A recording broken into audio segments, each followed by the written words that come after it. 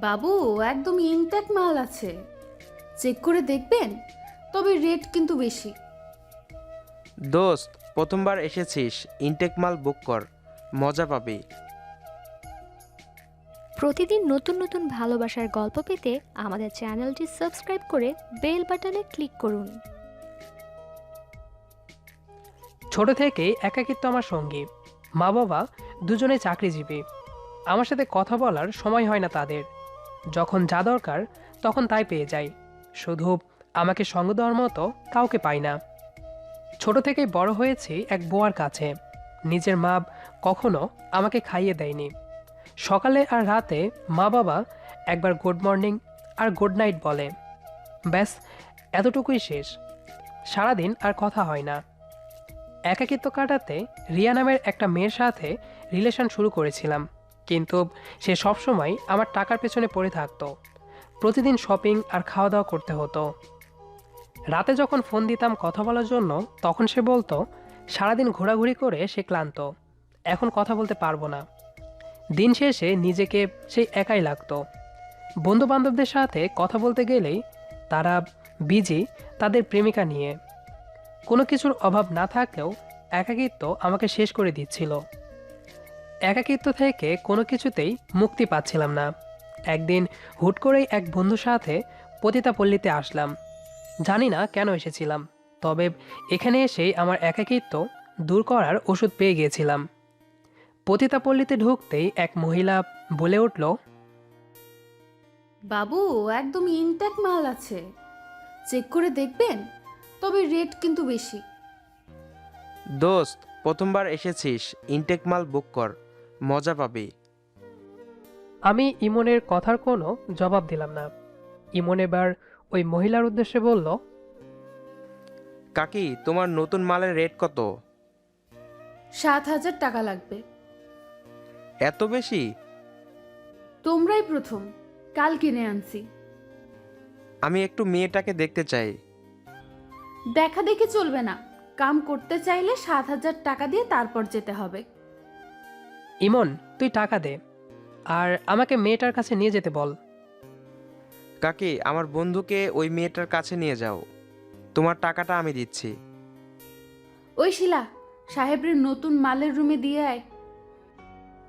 অতপর শিলা নামের মেয়েটার সাথে একটা রুমে এসে পৌঁছালাম। ভেতরে একটা মেয়ে বসে আছে জড়সড়ো হয়ে। দেখে মনে হচ্ছে আমার বয়সী। প্রথম দেখাতেই ভালো লেগে গেল। শিলা মেয়েটা ওই মেয়ের উদ্দেশ্যে বলল, ওই ছেমড়ি, এই নে তোর প্রথম কাস্টমার। বলেই শিলা রুমের দরজা দিয়ে চলে গেল।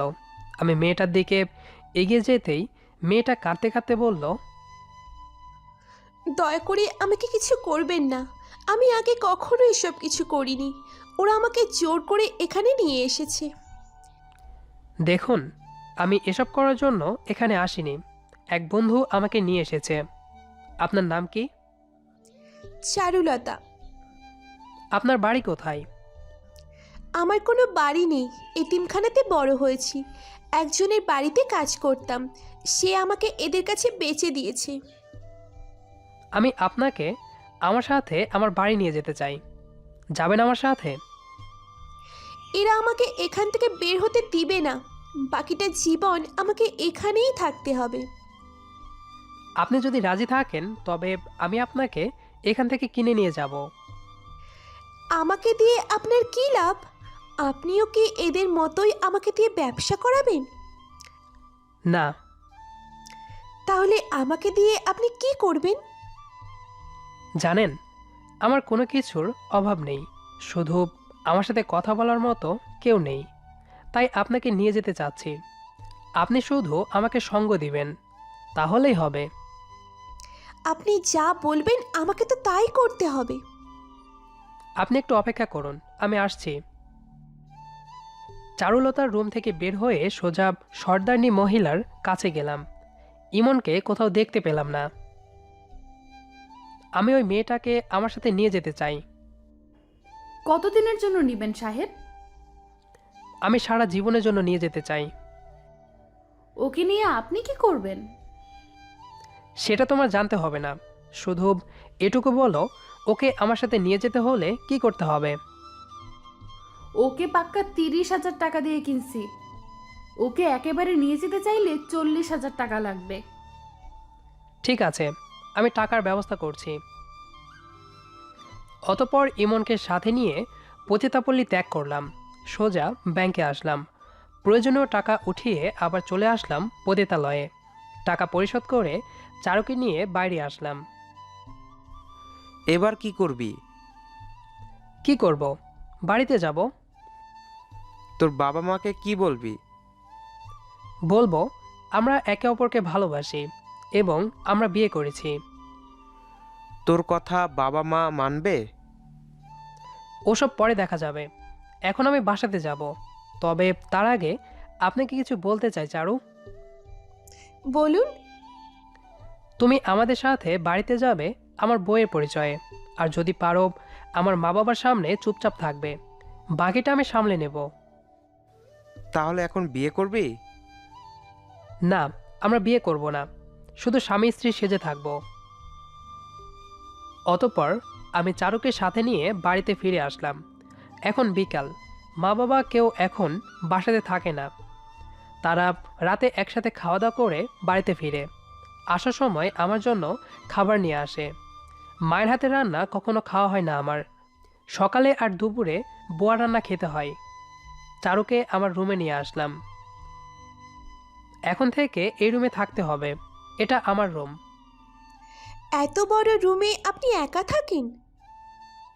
তাছাড়া আর কে থাকবে? তবে এখন থেকে তুমি থাকবে। হাত মুখ ধুয়ে নাও, আমি খাবার নিয়ে আসছি। বাড়ির আর সবাই কোথায়? মা বাবা আর আমি এই তিনজন থাকি বাড়িতে। মা আর বাবা রাতে ফিরবে। আচ্ছা, আপনার মা বাবা যদি আমাকে বের করে দেয়? ভয় নেই, এমন কিছুই হবে না। আচ্ছা। বাইরে এসে রান্নাঘর থেকে কিছু খাবার নিয়ে আবার নিজের রুমে ফিরে আসলাম। চারু ফ্রেশ হয়ে বাইরে আসলে খাবারের প্লেটটা ওকে দিলাম। চারু খাওয়া শেষ করার পর, চারু আমাকে তুমি করে বলবে। ঠিক আছে। চারুকে রুমে বসিয়ে রেখে আমি একটু ডাইনিং রুমের এদিকে আসলাম। বসে বসে ফোন চাপতে থাকলাম। একটু পরেই বাবা মা বাড়িতে ফিরল। খাবার রেখে তাদের রুমে চলে যাচ্ছিল। আমি তখন বললাম, বাবা মা কিছু বলার ছিল। সকালে শুনবো বাবু, তুমি খাবার খেয়ে ঘুমাতে যাও, আমরা অনেক ক্লান্ত। না, এখনই শুনতে হবে, তারপর ঘুমাবো। এত জেদ করছো কেন? জেদ করছি না, আমার কথা শুনলেই তো হয়। আচ্ছা বলো, কি বলবে? আমি একজনকে ভালোবাসতাম এবং তাকে বিয়ে করেছি। এইসব কি বলছো? তোমার শরীর ঠিক আছে? আমি পুরোপুরি সুস্থ মস্তিষ্কে কথা বলছি। মেয়েটা কোথায়? আমার রুমে। ঠিক আছে, 20 মিনিট পর মেয়েটাকে নিয়ে আমাদের রুমে আসো। ঠিক আছে। অতঃপর আমি আমার রুমে ফিরে আসলাম। রুমের ভেতরে চারু চুপচাপ বসে আছে। আমাকে দেখে দাঁড়িয়ে গেল। আপনার মা বাবা এসেছেন? হুম। তাদের বলেছেন? তোমাকে তুমি করে বলতে বলেছি। একটু পর তোমাকে নিয়ে মা বাবার রুমে যেতে বলেছে। ওখানে চুপচাপ থাকবে। ঠিক আছে। রাতের খাবার খেয়ে চারুকে নিয়ে মা বাবার রুমের সামনে আসলাম। এই মেয়ে, তোমার নাম কি? চারুলতা। পড়াশোনা করো? মা, ও এবার ইন্টার ভর্তি হয়েছে। তানভীর, ওকে বলতে দাও। তুমি কোনো কথা বলবে না। আমার ছেলেকে ভালোবাসো? চারু মাথা ঝাঁকালো। তানভীর, ওকে রুমে রেখে আমার সাথে দেখা করো। আচ্ছা। চারু আসো। চারুকে রুমে রেখে আমি আবার বাবা মায়ের রুমে ফিরে আসলাম। আমার পাশে বসো। অনেকদিন পর মায়ের পাশে বসার সুযোগ হলো। তোমার কোলে একটু মাথা রাখি। মা একটু থেমে আবার বলতে শুরু করলো, মেয়েটাকে নিয়ে সুখী হতে পারবে? হুম, তোমাদের দোয়া থাকলে। মেয়েটার পরিবারে কে কে আছে? কেউ নেই, ও অনাথ। ও, তোমাদের আবার বিয়ে দিব অনেক আয়োজন করে। আচ্ছা। রাত অনেক হয়েছে, ঘুমাতে যাও। আমি মায়ের রুম থেকে বেরিয়ে আসলাম, কিন্তু মনের ভেতর একটা সন্দেহ থেকেই গেল। কারণ এত সহজে আমার কথাগুলো মেনে নিল কেমন?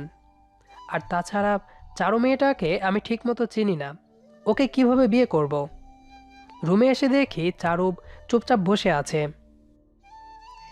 কোনো সমস্যা হয়েছে? না, ঘুমাও তুমি, কাল সকাল সকাল উঠবে। কেন?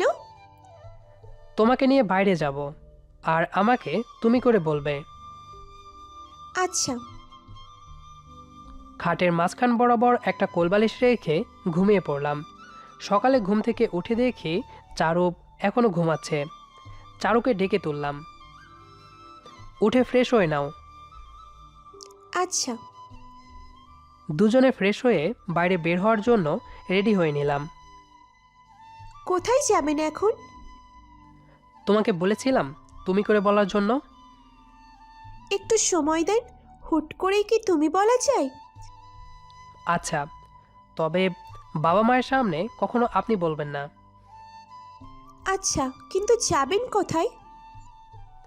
প্রথমে তোমাকে নিয়ে শপিংয়ে যাব, তোমার তো তেমন কোনো পোশাক নেই। আচ্ছা।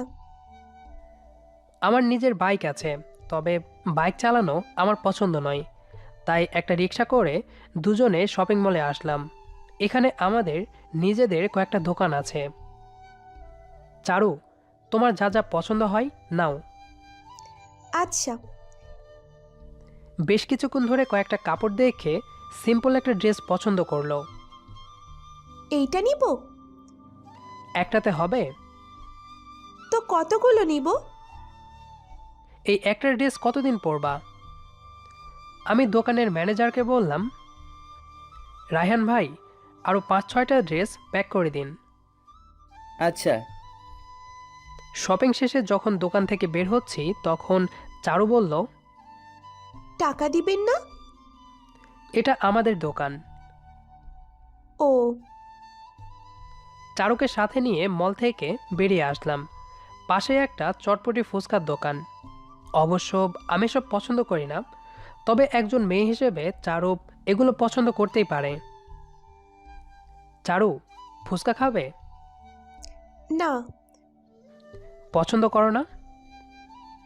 না, আমি এসব খাইনি কখনো। আচ্ছা, চলো। অতপর একটা রিক্সা নিয়ে বেরিয়ে পড়লাম শহরটাকে ঘুরে দেখতে। শহরের সবগুলো দর্শনীয় স্থানগুলো ঘুরে দেখালাম চারুকে। ঘোরাঘুরি করতে প্রায় বিকাল হতে চলল। দুপুরে খাওয়ার জন্য একটা রেস্টুরেন্টে ঢুকলাম। খাওয়া দাওয়া শেষ করে একটা পার্কে এসে বসলাম। বাড়িতে যাবেন না? বাড়ি যাবে? ভালো লাগছে না আমার সাথে? না, সেই রকম কিছুই না, এমনিই বললাম। ওহ, কিছুদিন পর হয়তো আমার সাথে তোমার বিয়ে। আমাকে কি পছন্দ? না হলে বলতে পারো, তোমাকে আমি মুক্ত করে দেব। আপনি তো আমাকে কিনে এনেছেন, আপনি যা বলবেন তাই করতে বাধ্য আমি। আর আমার মতো একটা অনাথ মেয়েকে বিয়ে করবেন, এটা তো ভাগ্যের ব্যাপার। আমি তোমাকে কিনি নাই, তোমাকে আমার ভালো লেগেছিল, তাই আমি তোমাকে ওখান থেকে ছাড়িয়ে এনেছি। আর এর জন্য তোমাকে আমার কথা মতো চলতে হবে না। তোমার যদি ইচ্ছে হয় আমার সাথে থাকবে না, তাহলে চলে যেতে পারো। তাড়িয়ে দিচ্ছেন? সমস্যা নাই, তাড়িয়ে দিলেও যাব না। আপনি আমাকে অন্ধকার জীবন থেকে মুক্তি দিয়েছেন, না হলে বাকিটা জীবন আমাকে ওই পল্লীতেই কাটাতে হতো। আপনার গোলাম হয়েও বাকিটা জীবন কাটিয়ে দিতে প্রস্তুত।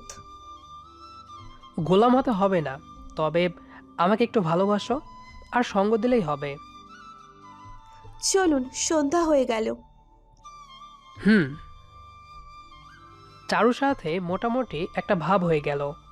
প্রতিদিন ঘোরাঘুরি, গল্প করা, এসব দিয়েই চারুর সাথে বেশ ভালোই সময় কেটে যাচ্ছিল। এভাবে প্রায় সপ্তাহ দুয়েক কেটে গেল। এর মধ্যে একদিন রাতে মা তাদের রুমে ডাকলো। তানভীর, মেয়েটাকে একটা অনাথ আশ্রমে দিয়ে আসবে। আর তোমার জন্য একটা মেয়েকে পছন্দ করেছি আমরা। মানে কি? মানে ওই মেয়ের ব্যাপারে ইমন আমাদের সব বলেছে। আর এমন একটা মেয়ের সাথে আমরা তোমার বিয়ে দিব না। আমি চারুকেই বিয়ে করব। তানভীর, জিদ করো না, আমরা তোমার ভালোর জন্যই বলছি। আমার ভালো নিয়ে তোমাদের ভাবার দরকার নেই। তানভীর, বেয়াদবি করছো কিন্তু তুমি। যা মনে করো, ছোট থেকেই তো এমন বেয়াদবি করছি। কখনো আমার সাথে ঠিকমতো কথা বলেছ?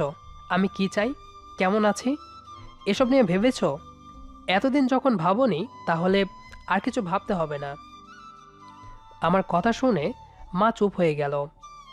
কিছুক্ষণ চুপ থাকার পর মা আমাকে জড়িয়ে ধরে কেঁদে উঠল। আমিও নিজেকে সামলাতে পারলাম না। কতদিন পর মায়ের ছোঁয়া পেলাম। তুই কি ওই মেয়েকে নিয়ে সুখে হতে পারবি? তোমাদের দোয়া থাকলে নিশ্চয় সুখী হব। চারু খুব ভালো মেয়ে। আচ্ছা, সামনের মাসে খুব বড় করে আয়োজন করে তোমাদের বিয়ে দিব। ধন্যবাদ মা। মায়ের রুম থেকে বেরিয়ে এসে নিজের রুমে আসলাম। রুমের ভেতর চারু নেই, হয়তো ছাদে আছে। ছাদে এসে দেখি চারু ছাদের এক কোণে বসে আছে। মা কেন ডেকেছিল? আমার বিয়ের জন্য মেয়ে দেখেছে। ও, তোমার খারাপ লাগছে না? খারাপ লাগবে কেন? আমার বিয়ে হলে তো তুমি আর এখানে থাকতে পারবে না। এখান থেকে আমি কোথাও যাব না, দরকার হলে কাজের লোক হিসেবে থাকবো। যদি তাও না থাকতে পারো? আর তাছাড়া আমার বিয়ে হয়ে গেলে আমার বউ কাজ করবে, আর কাজের বউ তো আছেই। তাহলে চলে যাব। আমাকে ছাড়া থাকতে পারবে? না পারলে কি করবে? ভালোবাসো আমাকে? একটু একটু। তাহলে আর তোমাকে বিয়ে করছি না। মাকে বলে দেব অন্য একটা মেয়ে দেখতে। চারু এলোপাথারি চর ঘষি দিয়ে জড়িয়ে ধরল। বিয়ে ক্যান্সেল করে দেব? করো দেখি, কেমন সাহস তোমার? কি করবে তুমি? হাত পা ভেঙে দিব, আমাকেই বিয়ে করবে তুমি? তাই নাকি? চুপচাপ আমাকে জড়িয়ে ধরে থাকো। অতপর আমার একাকিত্বের অবসান ঘটতে চলেছে পার্মানেন্টলি। গল্পটি কেমন লেগেছে সেটি অবশ্যই কমেন্ট করে জানিয়ে দেবেন। গল্পটি একটু অন্যরকমের ছিল, জানি না আপনাদের কাছে কেমন লেগেছে। আর নিয়মিত এরকম ভালোবাসার গল্প পেতে আমাদের চ্যানেলটি সাবস্ক্রাইব করে আমাদের সাথেই থাকবেন। ধন্যবাদ সবাইকে।